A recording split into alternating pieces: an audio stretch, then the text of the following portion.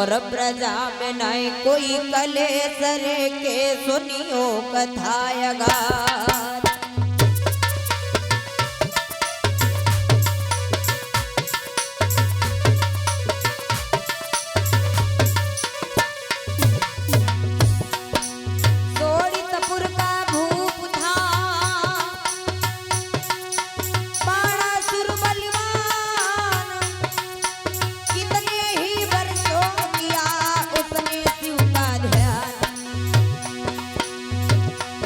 ओरी गुइयारी ओरी हम जोली चलियो तो गंगा मैया नहाए आवे जामे निर्मल होए तू शरीर। ओरी बहनारी चलियो तो गंगा मैया।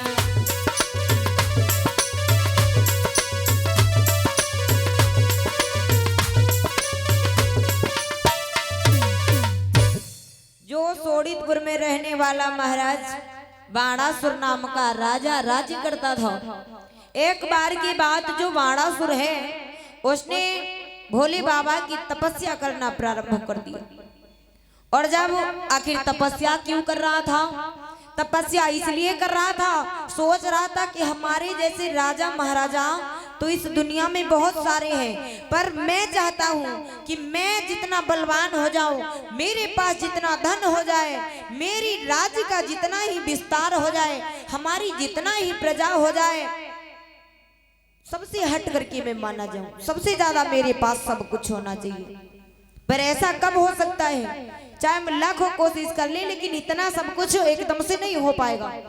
इसलिए हम तपस्या करेंगे।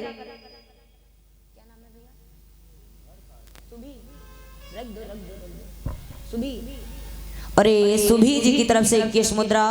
माता रानी सदैव भंडार भरती रहिए, कामना और आकांक्षाएं। अब जिस समय बाणासुर ने सोचा कि तपस्या के सिवाय एकदम से सब पूरा नहीं हो सकता है, भोले बाबा की तपस्या करने लगा।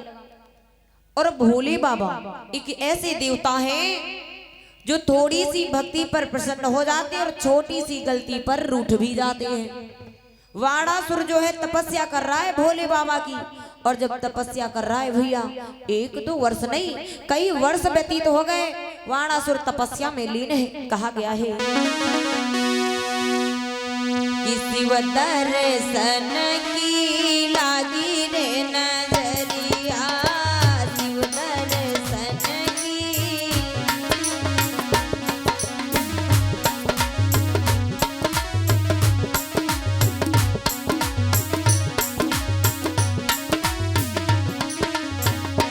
हो गए भाव विभोर प्रभु से लागी है डोर, भूप नाचत रे नाचत रे।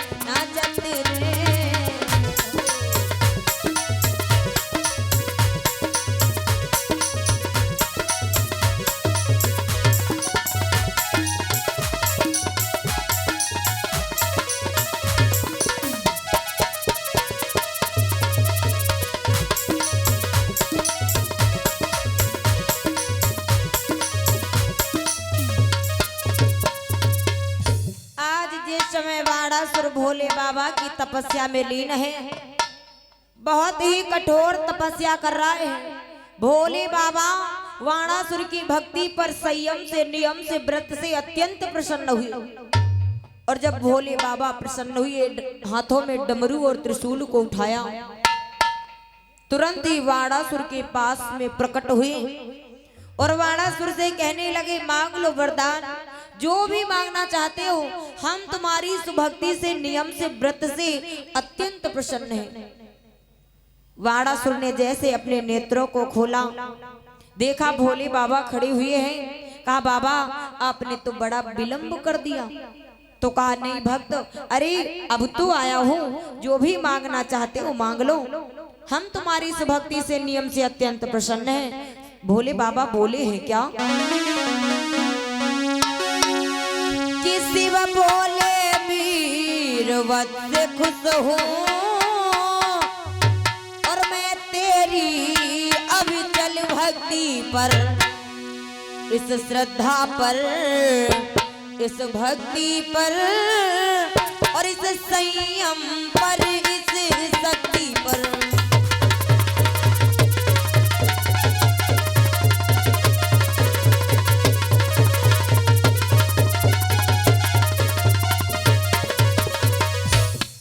हम तुम्हारी इस भक्ति से, संयम से, व्रत से अत्यंत प्रसन्न हैं। जो भी मांगना चाहते हो मांग लो। भोले बाबा को देख करके वाणासुर जो है सिर्फ भोले बाबा को देखता रहा, देखता रहा, देखता रहा। भोले बाबा ने कहा, अरे मांग लो वरदान, किस कारण से आपने मेरी तपस्या की, मुझे याद किया। वाणासुर फिर देखने लगा। भोले बाबा बोले, अरे कोई संशय है, क्या मांगना चाहते हो? तो वाणासुर कहने लगा कि प्रभु, अगर आप हमें वरदान देने के लिए ही आए हैं, हमारी इस भक्ति से प्रसन्न ही हैं, खुश ही हैं, तुम्हें मांगना चाहता हूँ। तो मांगो ना, यही तो कह रहे हैं। तुम्हें मांगना चाहता हूँ, एक नहीं कई वरदान चाहता हूँ। क्या? सुनो प्रभु, अगर आप देना चाहते हो तो हमें दे दो। क्या? कि मेरे बल को अक्षय कर दो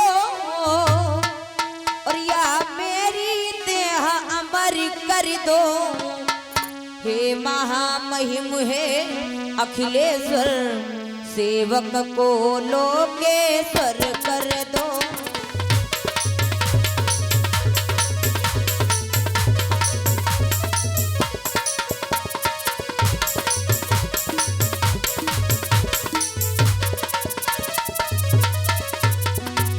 और प्रभु, अगर देना चाहते हो मुझे बहुत सारा बल दे दो।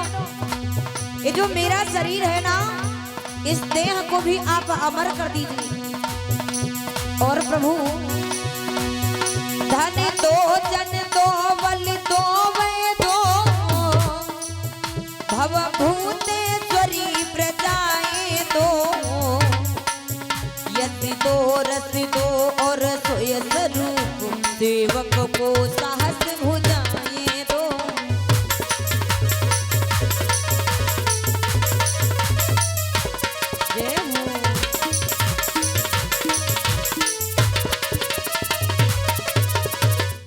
वाणासुर ने मांगा। देखो, कभी भी किसी से कुछ भी मांगो, हमें नहीं कहते भगवान से ही मांगो, कभी भी किसी से कुछ भी मांगो तो बहुत सोच समझ करके मांगना। चाहे आप छोटी चीज मांगे, चाहे बड़ी चीज मांगे, एहसान तो जिंदगी भर का हो जाता है ना। इसलिए मांगो तो सोच समझ करके मांगो। यू न हो जो महिमा आवाज हो सामने वाले से मांग लो, हमका यह चीज दे दो। जैसे बताया गया, एक बार की बात, दो पुरुष और उनका एक बच्चा, यानी कि एक माँ और एक पिता, एक उनका बच्चा बहुत गरीब थे, घर बार छोड़ करके जा रहे थे। गरीबी में सोचा कहीं कुछ मिल जाएगा खाने पीने के लिए तो हमारा पेट पलता रहेगा।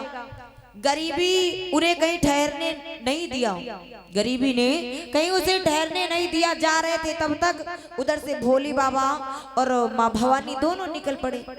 माँ भवानी ने देखा, अरे बेचारे बड़े गरीब हैं, एक वृक्ष के नीचे तीनों बैठे हैं। माँ भवानी ने भोले बाबा से कहा कि स्वामी, अरे ये बेचारे गरीब हैं तो इनको कुछ दे क्यों नहीं देते हो? तो कहा अरे हम इनको देंगे लेकिन ये लेंगे नहीं। बोले क्यों नहीं लेंगे? अरे अगर आप हाथ उठा करके किसी को कुछ दो तो क्यों नहीं लेंगे? एक बार दे करके तो देखो। तो कहा क्यों? क्योंकि इनकी किस्मत में नहीं लिखा है। कहा अरे ऐसा कैसे हो सकता है कि आप उनको देने के लिए जाएंगे और वो लेंगे नहीं? ये कौन सी बात रही? आप एक बार जाइए और देखेंगे हम कि वो लेते कि नहीं लेते। तो कहा अगर ऐसी बात है तुम मानती नहीं हो तो हम जा रहे हैं। भोले बाबा ने एक साधु का भेष बनाया और साधु का भेष बनाने के बाद वहीं पहुंचे जहां पर वो तीनों खड़े हुए थे। साधु महात्मा बनकर के भोले बाबा पहुंचे और कहने लगे कि तुम सभी बड़े उदास हो, बड़े गरीब नजर आते हो, क्या कारण है? किस कारण से यहाँ पर बैठे हो? किसी ने घर से निकाल दिया? तो दोनों बोले, तीनों बोले, कहने लगे महाराज घर से किसी ने नहीं निकाला, हमारा कोई घर ही नहीं बना आज तक, हम सभी तीनों बड़े गरीब हैं। माँ ने कहा ये हमारा बेटा है, ये हमारा पति है। तो संत जी ने कहा, यानी कि भोले बाबा ने कहा कि तुम कुछ मांग लो, तुम तीनों मांग लो, एक एक वरदान हम तुम तीनों को देना चाहते हैं। और जब कहा तुम तीनों को देना चाहते, जो मांगोगे वो तुम्हें मिलेगा। अब सबसे पहले जो पत्नी थी ना वो आगे बढ़ी, कहने लगी सच में बाबा बोल रहे हो? कहा हाँ सच में बता रहे हैं, तुम जो मांगना चाहती हो मांग लो, तुम तीनों जो मांगना चाहते हो मांग लो, आज हम तुम तीनों को एक एक वरदान दे करके रहेंगे। पत्नी आगे बढ़ी और कहने लगी बाबा अगर देना चाहते हो ना तो एक तो हम बुढ़ाए गए हैं तो हमका नीक नहीं लागत, तो ऐसा करो बाबा कि हमका तुम 16 साल की बिटेवा बनाए दो। और जब कहा 16 साल की बिटेवा बनाए दो तो बाबा जी ने कहा ठीक है। तुरंत अपनी शक्ति से उस बूढ़ी माँ को 16 साल की लड़की बना दिया। और जब 16 साल की लड़की बनी, अब उसका जो पति था वो सोचने लगा ये देखो इनका लगे रंग जमा है, अरे बताओ कुछ और मांग लेती। और मांगने का 16 साल की बिटीवा, ई का मतलब यू है कि हमका छोड़ी का कोई दूसरे सत्य जवैया है, यह कारण है। अभी मार गुस्सा आएगी कि 16 साल की बिटेवा बन के मांग ली कि हम 16 साल की बिटेवा बने का जरूरत है। अब संत जी ने कहा तुम मांग लो जो उन्हें कुछ मांगना चाहते हो। तो कहीं देखो अगर हमका देना चाहती हो ना तो इका जो 16 साल की बिटेवा बनाए हो इका तुम कुतिया बनाए दो, कुतिया। और जब कहीं कुतिया बना दो, अब वो भोले बाबा ने कहा ठीक है, उन्होंने तुरंत उसे कुतिया बना दिया। अब बचा बेटा, कहने लगे तुम भी बेटा कुछ मांग लो। वो सोचने लगा दादा हमारी महतारी कुतिया बनी तो कहा हम राजपाट लेके क्या करबे। कहने बाबा जी अगर देना चाहते हो तो हमारी अम्मा जैसे पहले रहे वैसे है कर दियो। अब जैसे भोले बाबा ने कहा ठीक है, जैसे हुई पहले बूढ़ी अम्मा रहे वैसे फिर कर दे। भोले बाबा लौट करके आए, कहने लगा देखो देवी मैंने कहा था ना कि इनकी किस्मत में नहीं है, ये चाहे जितना लाख कोशिश कर ले लेकिन इन्हें कुछ मिलने वाला नहीं है। तो कहते ना कभी किसी से मांगो, कुछ भी मांगो तो सोच समझ करके मांगो, क्योंकि आप चाहे छोटी वस्तु मांगे चाहे बड़ी मांगे एहसान तो जिंदगी भर का हो जाता है। कभी भी जरूरत पड़ेगी तो वो व्यक्ति कह सकता है हमने तुमको ये चीज दी थी। कुछ भी मांगो तो सोच समझ करके मांगो। वाणासुर जो था वो कहता है कि प्रभु अगर आप देना चाहते हैं तो जो हमारा बल है ना बहुत सारा हमें बल दे दीजिए, हमारे समान कोई बलवान ना हो, हमारी प्रजा का विस्तार कर दीजिए, राज्य का विस्तार कर दीजिए, बहुत सारी प्रजा हो जाए, हमारा जो शरीर है ना ये अमर कर दीजिए, हमें लोकेश्वर कर दीजिए, हमें लोग बहुत बड़ा समझने लगे। और प्रभु इन सब के साथ साथ बहुत सारा धन भी हो जाए और हमारे पास 1000 भुजाएं भी हो जाए। तो भोले बाबा ने कहा ठीक है ऐसा ही होगा। एवं मस्तु कह कर हुए और शंकर अंतर ध्यान, वाणासुर अपने किया सोई अपने घर प्रस्थान। इधर वरदान देने के बाद भोले बाबा तो अंतर ध्यान हो गए, इधर वाणासुर जो था ये भी लौट करके चलाया सोनितपुर को। और जब सोनितपुर को आया अब धीरे धीरे बल जो था ना वो बढ़ता गया, धन बढ़ता गया, राज्य का विस्तार होता गया। और कहते ना थोड़ा बहुत किसी के पास हो जाए ना तो अहंकारी बड़ी जल्दी बन जाता है, घमंड में आ जाता है। इधर जो बाणासुर था, जब बल बढ़ने लगा, धन बढ़ने लगा, राज्य का विस्तार होने लगा, तो घमंड तो एक छोटी सी बात है ना, घमंड तो आना ही आना। और जब घमंड आ गया, बड़ी बड़ी लोगों से युद्ध करता है, हरा देता है। क्यों? भोले बाबा का वरदान है ना। और जब हरा देता है, बड़े बड़े राजा महाराजा अब तो बाणासुर को देख करके छिप जाते हैं। क्यों? बाणासुर है, अरे आखिर हम इससे हार जाएंगे तो क्या फायदा है युद्ध करने से, और जिसे हार ही जाओ तो के मुंह न लगो। तो यू मानी अपने आगे है ना हमारी बात, भले ही ऊ की बात गलत हो, कई दो का करे, कोई सह नहीं हुई, का फायदा बात अपनी खराब करने से। अब तो बड़े बड़े जब राजा महाराजा भागने लगे बाणासुर को देख करके, और जब कोई राजा युद्ध करने के लिए नहीं मिल रहा है, बाणासुर जो है ना उसके शरीर में बल बढ़ता गया, राज्य का विस्तार होता गया। अब शरीर में जो बल बढ़ रहा था, उसी बल के द्वारा उसके ही शरीर में खुजली उत्पन्न हो गई। और जब खुजली उत्पन्न होगी, और भैया जब कोई लड़ने वाला नहीं मिले, तो अपने शरीर को, अपने आप को जाकर के वृक्ष के पास पहुंचते हैं और अपने शरीर को रगड़ते रगड़ते, अरे इतना खुजलाते हैं कि शरीर से रक्त बहने लगता है, लेकिन खुजली नहीं गई। बड़े बड़े वृक्षों को उखाड़ करके फेंक देते हैं बाणासुर। अब तो खुजली बढ़ती गई, बल बढ़ता गया, खुजली बढ़ती गई। करते क्या है सुनिएगा। अरे मारे बड़े बड़े बलिधारी,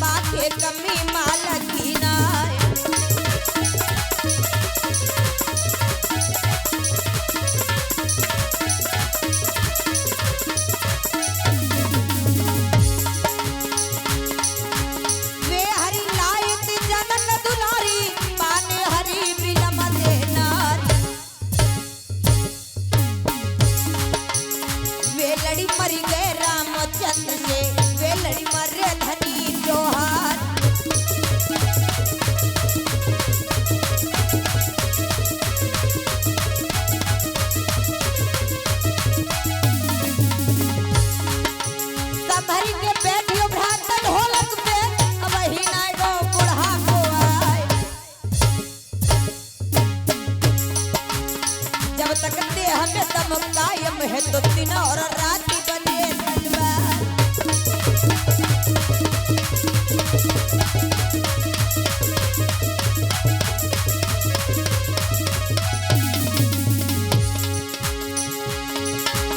मानव देही जा दुर्लभ है, जन्म न मिली है बारंबार।